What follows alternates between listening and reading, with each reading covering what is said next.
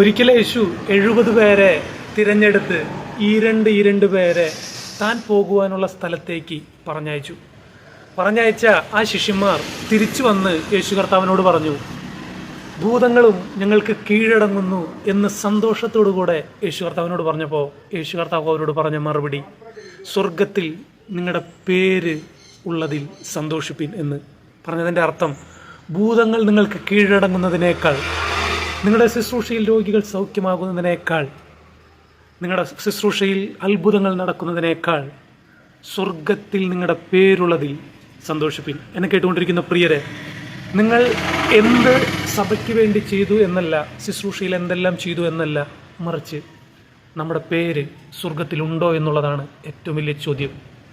ഇനി സന്ദേശം കേട്ടുകൊണ്ടിരിക്കുമ്പോൾ ആ ചോദ്യത്തിനുള്ള ഒരു ഉത്തരം കണ്ടെത്താൻ നമുക്ക് കഴിയട്ടെ. സ്വർഗത്തിൽ നമ്മുടെ പേരുണ്ടോ ഇല്ലയോ?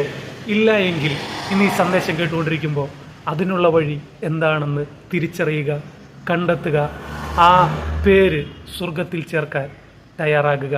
God bless you. ആമേൻ.